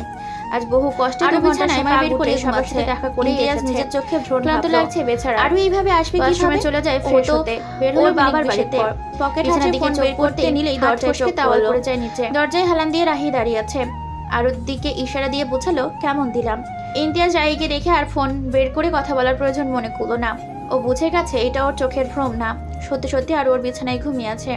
আরও ঘুম থেকে উঠে দেখলো ইমতিয়াজ ওর দিকে ঝুঁকে আছে, নিষ্পলক তাকিয়ে ওকেই দেখে যাচ্ছে। হঠাৎ ইমতিয়াজকে দেখে আরও ভরকে গেল। নিভু নিভু চোখে ওর দিকে তাকিয়ে দূরে সরে যেতে চাইলেই ইমতিয়াজ হাত ধরে আটকে দেয়। ওরও হাত ছাড়ানোর চেষ্টায় ব্যর্থ হয়ে নিভে যাওয়া কণ্ঠে বলল, কি হলো, এমন করছেন কেন? হাতটা ছাড়ুন। ইমতিয়াজ ছাড়লো না, হাতের বাঁধন দৃঢ় করে জিজ্ঞেস করলো, কখন এলে? আর অন্যদিকে তাকিয়ে কি দেখছো? আমার দিকে তাকাও। আরও তবুও ইমতিয়াজের দিকে তাকালো। সে কেনই লোকের দিকে তাকাতে যাবে? এই লোক যা বলবে তাই করতে হবে নাকি? ফ্লোরের দৃষ্টি নিবদ্ধ রেখে বলল, ঘন্টাখানেক আগে। আরও দৃষ্টি তার দিকে না দেওয়াতে ইমতিয়াজ সরু চোখে তাকালো মেয়েটার দিকে। বিয়ের দিনে বলা শ্বশুরের কথাগুলো মনে পড়ে গেল। তিনি যে বলেছিলেন সে যা বলবে ওরও তাই করবে, তাই কথার অবাধ্য হবে না। তাহলে এখন তার দিকে না তাকিয়ে নিচের দিকে তাকিয়ে আছে কেন? ইমতিয়াজ কিছুটা রাশভারী কণ্ঠে বলল, আমাকে জানোনি কেন? কেন আপনাকে জানানোর কথা ছিল বুঝি? ফ্লোরের দৃষ্টি নিবদ্ধ রেখেই কিছুটা ধীরে কণ্ঠে বলল। ধীরে বললেও ইমতিয়াজ ঠিক শুনেছে। ওর কথা কি বলবে ভেবে পেল না। আসলেই তো এতদিনে একবারের জন্য মেয়েটার সাথে যোগাযোগ করেনি। ইমতিয়াজের নিরাপত্তায় আরও তার ছিল হাসে। ইমতিয়াজের নজর এড়ায় না তা। ইমতিয়াজ কোনো প্রতিক্রিয়া না দেখিয়ে ওর হাবভাব বোঝার চেষ্টা করছে।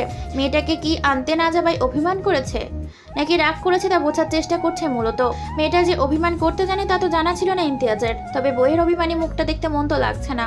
রায়কে একটা ধন্যবাদ দেওয়া দরকার। ওর জন্য আজ বইয়ের অভিমানী মুখ দেখার সৌভাগ্য হলো কিনা। আর কোনো কথা না বলে ইমতিয়াজের পাশ কাটিয়ে ওয়াশরুম যাওয়ার জন্য পা বাড়াতেই ইমতিয়াজ আবার আটকে বলল, কোথায় যাওয়া হচ্ছে? আমার কথা এখনো শেষ হয়নি। কি বলবেন তাড়াতাড়ি বলুন, আজানের সময় হয়ে এসেছে, অজু করে নামাজ পড়তে হবে। আমি নিয়ে আসতে যাইনি বলে রাগ করেছো? আমি 2 দিন পর যেতাম, কিন্তু তার আগেই রাহি চলে গেল। আমি তো আপনার কাছে জানতে চাইনি। তাহলে? ইমতিয়াজকে আর কিছু বলতে না দিয়ে আরও ওয়াশরুম চলে গেল। ফ্রেশ হওয়া দরকার। ইমতিয়াজ তাকিয়ে আর ওর যাওয়া দেখলো, কিচ্ছু বলল না। শুধু এতক্ষণ ধরে রাখা হাসিটা আর একটু প্রশস্ত হলো যেন। ইমতিয়াজ আরোর এই এড়িয়ে চলাটা মেনে নিতে পারছে না। মেয়েটা আসার পর থেকে ঠিকমতো কথা বলছে না, কোনো কথা জিজ্ঞেস করলেও তার উত্তর দিচ্ছে না। ইমতিয়াজ ভাবলো সেদিন চুমো দেওয়াই বোধহয় মেয়েটা এমন করছে। ইমতিয়াজ মূলত ওই কারণে ওরকে কল দিতে কোনো খবর নেয়নি। কেমন একটা জড়তা কাজ করছিল। সম্পর্ক স্বাভাবিক হলে তেমন কোনো সমস্যা হতো না, তবে তাদের সম্পর্কটা তেমন জোরালো হয়নি। পরে এত চিন্তা মাথা থেকে ঝেড়ে ফেলে ভাবলো সে তো তার বিয়ে করা বউকে চুমো খেয়েছে, চাইলে আরও অনেক কিছুই করবে। তার আগে মেয়েটার মুখ থেকে কথা বের করতে হবে। ঠিক কোন কারণে এমন করছে, এমন এড়িয়ে চলার কারণ কি?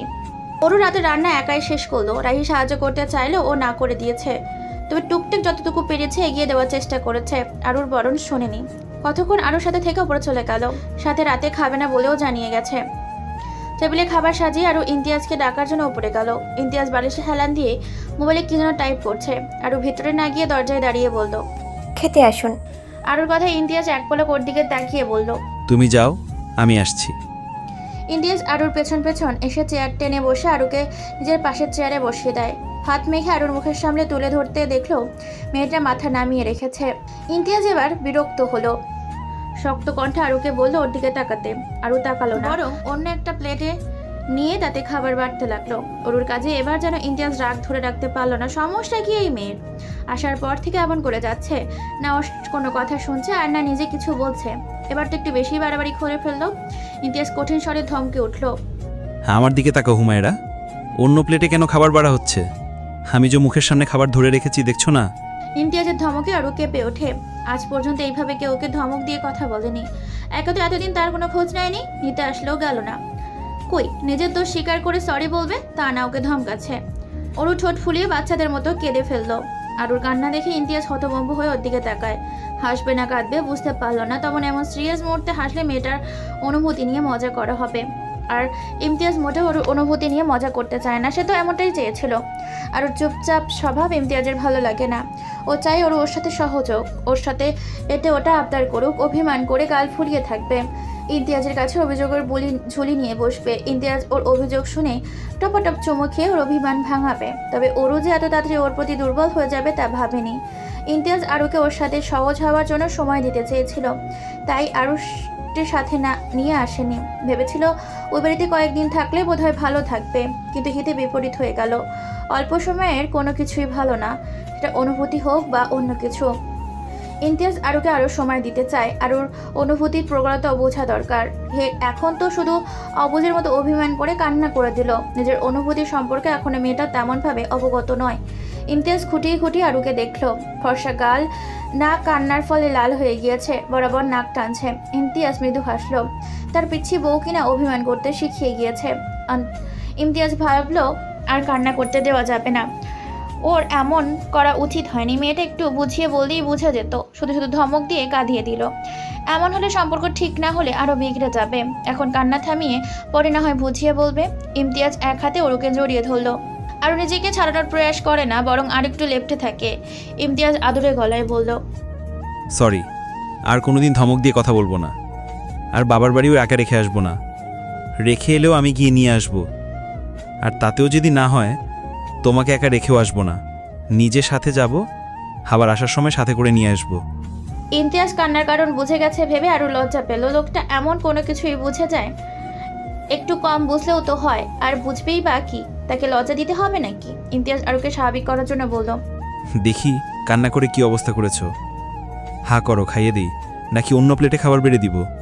আরও সঙ্গে সঙ্গে হা করলো। আরুর কাণ্ডে ইমতিয়াজ মুচকে আসে। দুজনে একসাথে খেয়ে নিল। অরু সব গুছিয়ে রুমে যায়। ইমতিয়াজ তখনও মোবাইল নিয়ে ব্যস্ত। আরুকে দেখে ওকে ইশারা করলো কাছে যেতে। আরু চুপচাপ ইমতিয়াজের পাশে বসলো।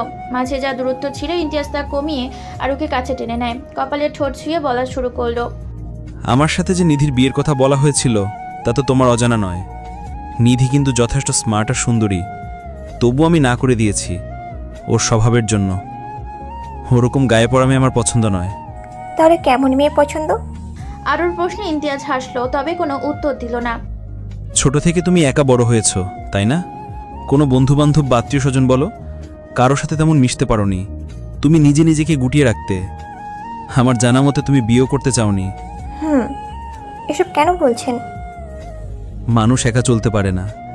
নিজেকে যতই মানুষের থেকে আড়াল করে রাখে না কেন, কোনো মানুষের সান্নিধ্য পেলে তার ওই মানুষটাকে আঁকড়ে ধরে বাঁচতে চায়, তার উপর নির্ভরশীল হয়ে পড়ে, তার কাছে নিজেকে মেলে ধরে।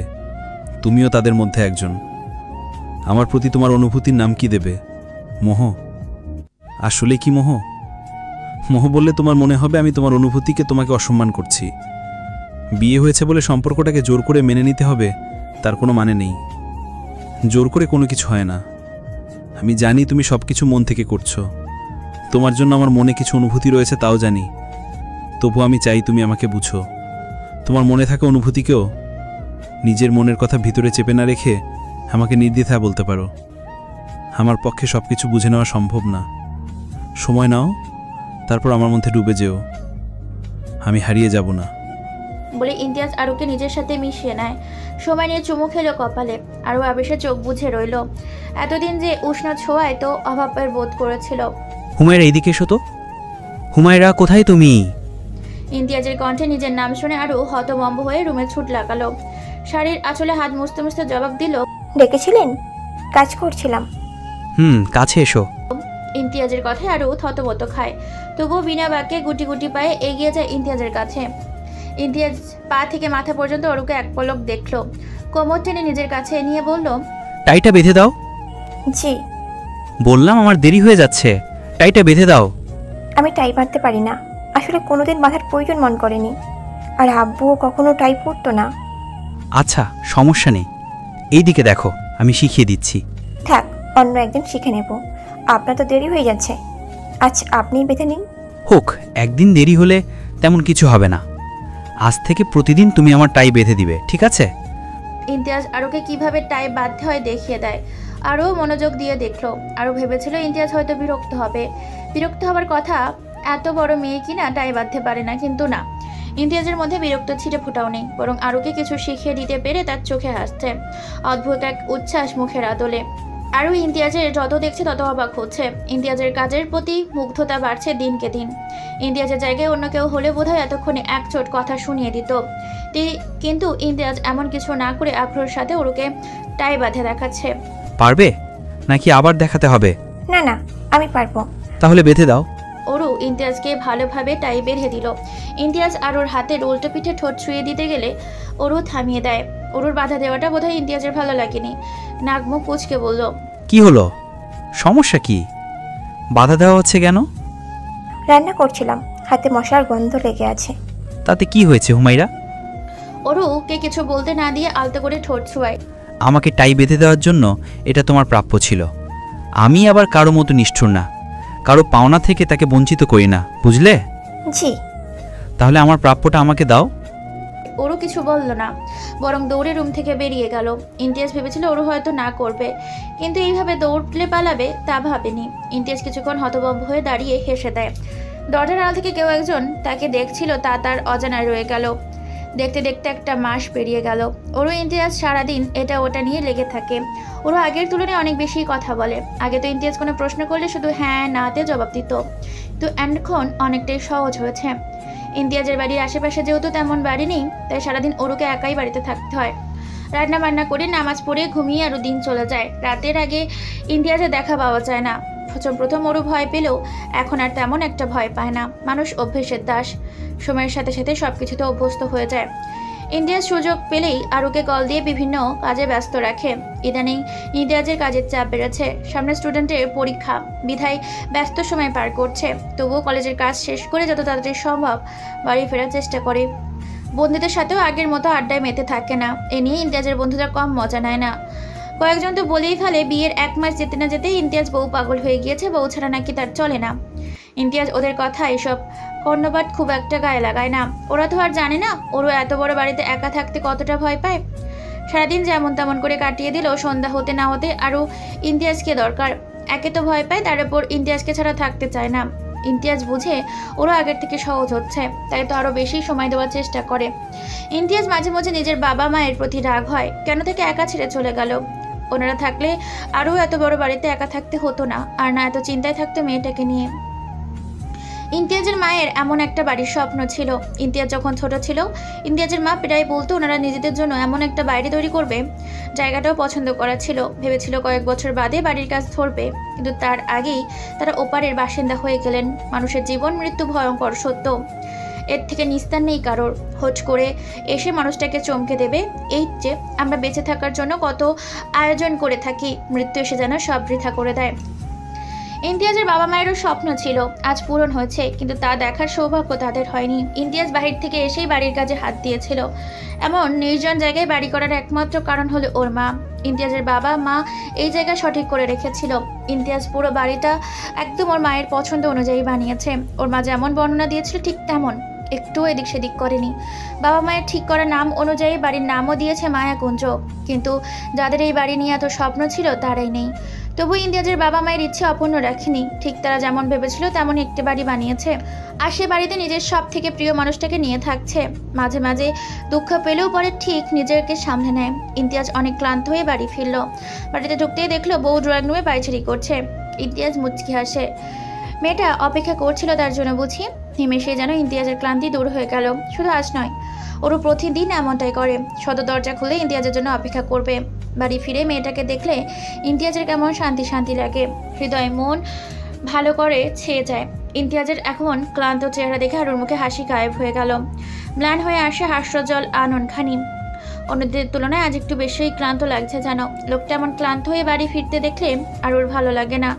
এত অস্থির অস্থির লাগে মেয়েটার, নিজের অসহায় লাগে। যদি কোনোভাবে এই লোকের ক্লান্তি দূর করতে পারতো, শুষে নিতে পারতো সব ক্লান্তি। অথচ মেয়েটা জানিই না তাকে দেখলে ইমতিয়াজের সকল ক্লান্তি দূর হয়ে যায়। এই লোকের ক্লান্তি দূর করতে তার হাসি মাখা মুখটাই যথেষ্ট। আর এই দ্রুত পানি এনে ইমতিয়াজকে দেয়। ইমতিয়াজ পুরো পানি শেষ করে আরুর হাতে ধরিয়ে আর সারুর আঁচলে মুখ মুছল। নিত্যদিনের অভ্যেস, পানি হোক বা অন্য কিছু খেয়ে মেয়েটার আঁচলে মুখ মুছবে। অথচ মেয়েটা সর্বদা লোকের সামনে টাওয়াল ঝুলিয়ে রাখে, তবু এই লোকের হাতে ওর শাড়ির আঁচলই যাবে। ইমতিয়াজ ফ্রেশ হয়ে আসতেই আরও ওর হাতে পায়েসের বাটি ধরিয়ে দেয়। কি করবে করে অনেক ভেবে পায়েস রেঁধেছে। ইমতিয়াজ মিঠে জাতীয় খাবার খুব একটা পছন্দ করে না, তবুও চুপচাপ মুখে দিল। ও না খেলে আরও পারিশ্রমটুকু বৃথা যাবে। কত শখ করে মেয়েটা ওর জন্য বানিয়েছে, না খেলে কষ্ট পাবে। আর আরও কষ্ট পাবে এমন কোনো কাজ ইমতিয়াজ করবে না। আরও প্রতিদিন এমন করে। ইমতিয়াজের জন্য কিছু না কিছু বানায়, যেন ওর অভ্যেসে পরিণত হয়েছে। ইমতিয়াজও বিষয়টা উপভোগ করে। এই যে আরও কোমরে আঁচল গুজে পাকা গিন্নির মতো রান্না করে ইমতিয়াজের সামনে এসে দাঁড়ায়। ইমতিয়াজের মনে হয় এই তো সেরা প্রাপ্তি, ওর অর্ধাঙ্গিনী। ইমতিয়াজ বাড়িতে কাজের লোক রাখতে চাইলে ওরও নিষেধ করে দেয়। দুজন মানুষের জন্য কেন শুধু শুধু কাজের লোক রাখতে হবে? আরও বলেই দিয়েছে, আমি আমার সংসারের কাজ নিজে করতে পারবো, অন্য কাউকে লাগবে না। তাই ইমতিয়াজ আর কাজের লোক কাউকে রাখেনি, সব কাজ আরুই করে। ইমতিয়াজ পায়েস খেয়ে বাটিটা রান্নাঘরে রেখে আসে। খেয়ে প্রশংসা তো দূর, ভালো মন্দ কিছুই বলবো না। আরও প্রথম চাইতো লোক রান্নার প্রশংসা করুক, কিন্তু ইমতিয়াজ কিছু বলতো না দেখে আরও হতাশ হতো, মন খারাপ হতো। তো এখন আর খারাপ লাগে না। আরও যেন বুঝে গিয়েছে এই লোক আর যাই করুক ওর প্রশংসা করবে না। বিয়ে নামক পবিত্র বন্ধনটা বোধহয় এমনই, দুজন মানুষকে ভালোবাসার সুতায় বেঁধে দেয়। আরও ইমতিয়াজ দুজন দুজনকে সর্বদা বুঝে চলে, একে অন্যের ভালো লাগা মন্দ লাগা খেয়াল রাখে। এই যে এই ছেলেটা মিষ্টি জাতীয় খাবার সর্বদা এড়িয়ে চলে, আজ কি স্বাচ্ছন্দ্যেই না খেয়ে নিল, যাতে মেয়েটা সামান্য খারাপ লাগা কাজ না করে। আরও প্রশংসা না পেয়ে কি সুন্দর মনকে বুঝিয়ে দিল যে লোকটা তো এমনই, সে তো জানে। তবে সামান্য প্রশংসার জন্য মুখ ভার করে রাখার কোনো মানে হয়? ঠিক কয়টা বাজে জানা নেই। আরও বারান্দায় দাঁড়িয়ে আকাশ দেখছিল। হুট করে ইমতিয়াজ কল দিয়ে বলল ওর কিছু বন্ধু বান্ধব আসবে। আরও তাড়াতাড়ি রান্নাঘরে গিয়ে হালকা পাতলা নাস্তার ব্যবস্থা করতে। মেহমান আসবে, তাও বিকেল সময়। হালকা পাতলা নাস্তার ব্যবস্থা না করলেই নয়। কলিং বেলের শব্দ পেয়ে স্টোভে সুইচ অফ করে চুলগুলো হাত খোপা করে দরজা খুলে দিল। সবাইকে সালাম দিয়ে কুশল বিনিময় করে ভেতরে এসে বসে আরও। ওদের বসে আবার রান্নাঘরে ছুটে গেল। ফিরে এলো শরবতের ট্রে নিয়ে, একে একে তুলে দিল সবার হাতে। ইমতিয়াজ ওর দিকে তাকায়। ওর বউ ঘেমেটে এসে বাসার শাড়িটাই পরে আছে। শাড়ি কেন পাল্টায়নি? কোনো দিকে এই মেয়ের খেয়াল নেই। সবকে ওকে বলে দিতে হবে নাকি? হঠাৎ কিছু একটা চোখে পড়তেই চোয়াল শক্ত হয়ে এলো। চোখ দুটো রক্তবর্ণ ধারণ করলো মুহূর্তেই। ইমতিয়াজ সময় ব্যয় না করে আরুর হাত ধরে ওপরে নিয়ে যেতে লাগলো। এইভাবে সবার সামনে হাত ধরে টেনে নিয়ে দেখে আরুর কিছুটা অবাক হলো। পিছন ফিরে দেখার চেষ্টা করলো কেউ তাদের দিকে দেখছে কিনা। দেখতে পেল না মেয়েটি। সবাই নিচে সোফায় বসে আছে আর ওরা অনেকটাই ওপরে চলে এসেছে। এখান থেকে কাউকে নজরে আসা সম্ভব নয়। হাতে চাপ অনুভব করতে আরও চাইলো ইমতিয়াজের দিকে। এমনভাবে ধরেছে বোধহয় ভেঙে যাবে। ইমতিয়াজ কাজে আরও হতভম্ব। ইমতিয়াজ তো কোনোদিন তার সাথে এমন করেনি, তাহলে আজ কেন এমন করছে? আরও ব্যথা পেল। ইমতিয়াজের এমন রক্ত লাল চোখ দেখে কিছুটা বলার সাহস পেল না। ঠোঁট কামড়ে ব্যথা সহ্য করার প্রয়াস চালালো। ইমতিয়াজ আরুকে এক প্রকার ছুঁড়ে মারে। ওর দিকে সামান্য ঝুঁকে হিসিয়ে বলল, বুকের আঁচল সরে গেল কেমন করে? ইমতিয়াজের এমন কণ্ঠে আরও কেঁপে উঠল। আঁখি পল্লব ব্যাপ্ত হলো অশ্রুতে। ভয়ে জড়সড় হয়ে বসলো মেয়েটা। এই কণ্ঠে কোনো আদরে ভাব নেই, কেমন ভয়ঙ্কর শোনাচ্ছে। এমন কণ্ঠ আরও আগে কখনো শোনেনি। সামনের লোকটাকে বড্ড অচেনা লাগলো ওর কাছে। এই ইমতিয়াজকে ও চেনে না। এতদিন যাবৎ এই ইমতিয়াজকে ও দেখে এসেছে, সে এই লোক নয়। আরুর গলা কাঁপছে, মুখ দিয়ে কথা বের হয় না। লজ্জা দ্বিধায় ইমতিয়াজের দিকে তাকায় না অব্দি। তাকালে দেখতে পেত ওই ভয়ঙ্কর চোখে ধ্বংস হয়ে যাবে। ইমতিয়াজের পুরো দৃষ্টি আরুকেই দেখে যাচ্ছে, চোখে একটুও এদিক সেদিক করছে না। আর নিজের দিকে তাকিয়ে দেখলো আসলেই আঁচল সরে গিয়েছে, বুকের অনেকটা অংশ দেখা যাচ্ছে। আরও তড়িঘড়ি করে আঁচল ঠিক করে নেয়। বিয়ের আগে আরও কখনো শাড়ি পরেছে বলে মনে হয় না, কিন্তু এখন আরও শাড়ি পরে সারা বাড়ি ঘুরে বেড়ায়। ইমতিয়াজ আরুকে অবশ্য বলেছিল শাড়িতে কমফোর্টেবল ফিল না করলে যেন শাড়ি না পরে, কিন্তু আরও জানে ইমতিয়াজ মুখে শাড়ি পরতে না করলেও ঠিকই যায়, আরও যেন শাড়ি পরেই থাকে। আরও এখন ইমতিয়াজের চোখের ভাষা বুঝতে পারে। দুজনের চোখে চোখে প্রেমালাপ করে, এখনও কেউ কারোর প্রতি ভালোবাসা জাহির করেনি। তবে ইমতিয়াজের অনুভূতি আরও বুঝতে বাকি নেই। ইমতিয়াজের মুখে কিছু প্রকাশ করে না, ভালোবাসি ভালোবাসি বলে মুখ ব্যথা না করলেও আরও জানি ইমতিয়াজ সারাক্ষণ তার ভাবনায় মত্ত থাকে। ইমতিয়াজের অপ্রকাশিত ভালোবাসা আরুর মনে আলাদা জায়গা করে নিয়েছে। পুরুষ মানুষের ভালোবাসা হবে ভয়ঙ্কর, তারা তাদের শখের নারীকে ভীষণ রকম ভালোবাসবে, সেই ভালোবাসার কোনো খাত থাকবে না, তাদের ভালোবাসার ধরন হবে পাগলাটে। তারা তাদের সীমাহীন ভালোবাসার যতনে হৃদয়ে লুকিয়ে রাখবে, প্রকাশ জানবে না। বিয়ের পর পুরুষ মানুষ তার বউয়ের জন্য প্রেমিক হবে, ভালোবাসি না বলে হুটহাট জড়িয়ে ধরবে, কপালে আদরে পরশ দিয়ে প্রেমের জোগাড়ে সিক্ত করবে। তারপর কোনো এক বৃষ্টি ভেজার সন্ধ্যায় কাক বেচা হয়ে একগুচ্ছ কদম হাতে ব্যক্তিগত নারীর নিজের অপ্রকাশিত ভালোবাসার প্রকাশ করবে, আর নারী তার পুরুষের যত্নে আদরে খুনসুটিতে শাসনে ভালোবাসা খুঁজে নেবে। তবে ইমতিয়াজ নিজের ভালোবাসা অরুর প্রতি একেবারে জাহির না করে আরুর মনে ভালোবাসার বীজ বুনে তা পরিপূর্ণ বেড়ে উঠতে না দিয়েই মেয়েটার মনে নিজের নিয়ে ভয় ঢুকিয়ে দিয়েছে। এই যে মেয়েটা তাকে ভয় পাচ্ছে, তাকে তার চোখে পড়ছে না। আরও কখনো জমকালো ভারী কাজ করা শাড়ি পরে না, নর্মাল সুতির শাড়ি পরে থাকে। সুতির শাড়ি পরে বিধায় পিন ব্যবহার করে না। আজকেও শাড়ি পরেছিল। ইমতিয়াজের কল পেয়ে শাড়ি না পেল্টে কাজে ব্যস্ত হয়ে গেল। কাজের ফাঁকে কখন যে আঁচল সরে গিয়েছে তা খেয়াল করেনি, খেয়াল করে নিশ্চয়ই ঠিক করে নিত। আরও ইমতিয়াজের দিকে তাকিয়ে দেখলো মুখটা কেমন থমথমে আছে, লোকটা অন্যদিকে তাকিয়ে আছে, তার দিকে তাকাচ্ছে না পর্যন্ত। আরও কান্না আসছে, তো ইচ্ছে করে করেনি। ইমতিয়াজ কেন তার সাথে কথা বলছে না? শাড়ি পাল্টে সালোয়ার কামিজ পরে নিচে এসো। আমি চাই না আমার বউকে আমি ছাড়া অন্য কেউ শাড়ি পরা অবস্থায় দেখুক, আর এই অবস্থায় তো আরও না। কথা বলে ইমতিয়াজ নিচে যাওয়ার জন্য পা বাড়ায়। অমনি আরও ইমতিয়াজের পেছন থেকে জাপটে ধরে। এই প্রথম হয়তো মেয়েটার সব দ্বিধা লাজ লজ্জা ভুলে পুরুষটাকে নিজ থেকে জাপটে ধরেছে। নিষ্ঠুর পুরুষের সে ধ্যান থাকলে তো। আপনি আমার উপর রাগ করেছেন তাই না? বিশ্বাস করুন, আমি ইচ্ছা করে এমনটা করিনি। আঁচলটা যে কখন সরে গিয়েছে আমি বুঝতে পারিনি। ইমতিয়াজ তার পিঠে ভেজে অনুভব করতে পেরে বুঝলো মেয়েটা কাছে। আরও চোখের পানিতে ইমতিয়াজের রাগ না কমে উল্টো বেড়ে গেল যেন। কোনো রকমে দাঁতে দাঁত চেপে বলল, তাড়াতাড়ি শাড়ি পাল্টে নিচে এসো, সবাই আমাদের জন্য অপেক্ষা করছে। আর হ্যাঁ, ভুলেও আর কান্না করবে না, কান্না করলে খুব খারাপ হয়ে যাবে বলে দিলাম।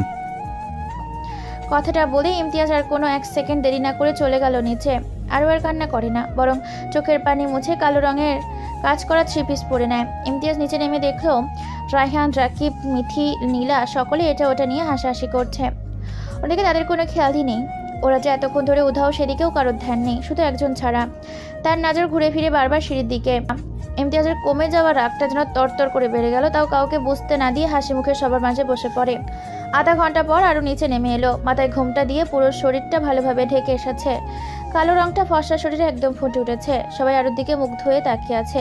একমাত্র ইমতিয়াজের দৃষ্টি মেঝেতে নিবদ্ধ, যার দেখার সেই দেখছে না। সবাই ভেবে তাকানোর ফলে আরুর অস্বস্তি হচ্ছে। ব্যাপারটা বুঝতে পেরে সবাই দৃষ্টি সরিয়ে নেয়। রায়হান তো বলেই ফেললো, তাই তো বলি আজকাল ইমতিয়াজ সাহেবের দেখা কেন পাওয়া যায় না। এজন্যই বুঝি আমাদের সাথে দেখা করার সময় বের করে উঠতে পারেন না। ঘরে এত সুন্দর বউ থাকলে কোন গাদায় বা বাইরে সময় কাটাতে যাবে? শালা হারামি, আমাদের না জানিয়েই বিয়ে করে ফেললি। আমাদের বললে কি হতো? তোদের দিয়ে ভরসা নেই ভাই, ভেগে গেলেও যেতে পারিস। এই মিথি, তুই চুপ কর। আমার বউ থাকতে আমি ইমতিয়াজের বউ নিয়ে কেন বাগতে যাব? বলেই এক হাত দিয়ে নীলাকে জড়িয়ে ধরে। রায়হান আর নীলার বিয়ের 3 বছর হতে চলল। ভার্সিটি জীবন থেকে তাদের প্রেম। নীলা রায়হানের বাড়িওয়ালার মেয়ে ছিল। নীলার বাবা মেয়ের সম্পর্কে কথা জানতে পেরে নাকচ করে দেয়। সামান্য বাড়িটিয়া ছেলের সাথে মেয়ের বিয়ে দিবে না। তাছাড়া রায়হান তখন পড়াশোনার পাঠ চুকিয়ে বেকার বসা ছিল। কোনো বাবাই বেকার ছেলের হাতে মেয়ে দিতে চাইবে না, নীলার বাবাও চায়নি।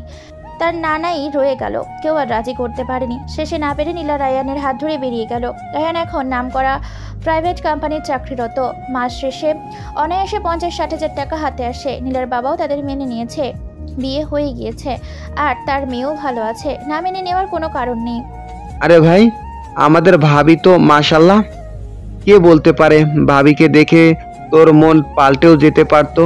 তখন ভাবি নিয়ে পালিয়ে গেলে আমাদের ভাবি হারাতে হবে।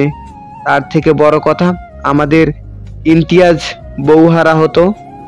কথাটা বলেই রাকিব উচ্চস্বরে হেসে উঠল। ওর সাথে বাকি সবাই তাল মিলায়। অন্য সবাই হলে আরও হয়তো ওদের কথায় লজ্জা পেত, কিন্তু একটু আগের ঘটনায় কেমন নির্বিকার ভঙ্গিতে দাঁড়িয়ে আছে। আরুকে দাঁড়িয়ে থাকতে দেখে মিহান বলল, কি হলো আরু, দাঁড়িয়ে আছো কেন? বসো।